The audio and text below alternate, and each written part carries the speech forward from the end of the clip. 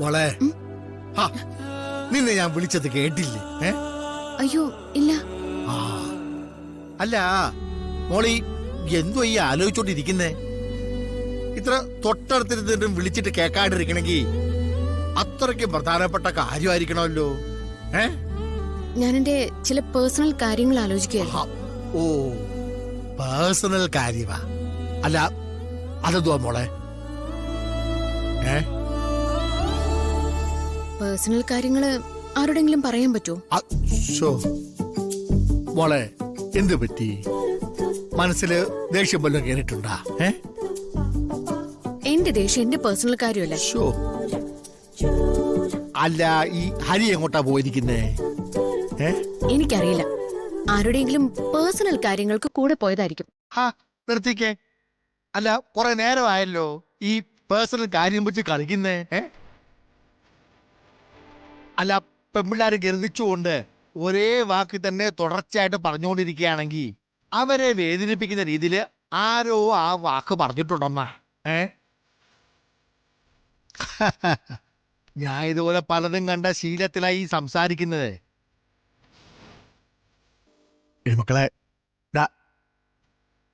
കാര്യം എന്താന്ന് വെച്ചാ പറ. പറ. ഹരിയെന്നെ വിളിച്ചിരുന്നു. ഓ പോയ കാര്യങ്ങളൊക്കെ ശരിയായി. അത് നല്ലതല്ലേ?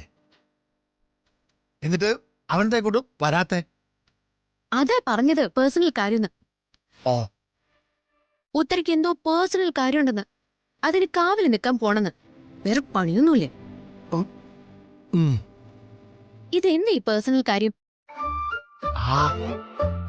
അതൊന്ന് തുറന്നു പറഞ്ഞ എന്തെത്ര കുഴപ്പം? അതെ,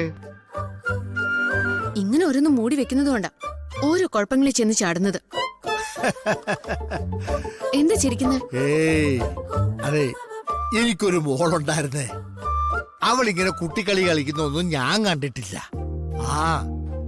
അല്ല ഇങ്ങനെയൊക്കെ കാണിക്കണമെങ്കില് ഒരു കുഞ്ഞു മനസ്സായിരിക്കണമല്ലോ. അതവക്കില്ല. അല്ല എന്തായാലും ഈ പേഴ്സണൽ കാര്യത്തിന്റെ അർത്ഥം എനിക്ക് പിടികിട്ടി. ഏതാ? ഹരി എവിടെ മറ്റേ ഉത്തരവിടെ പോയത് മോക്ക് ഇഷ്ടായില്ല അല്ലേ?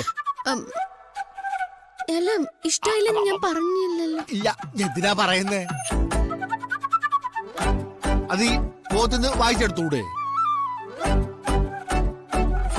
മോളെ?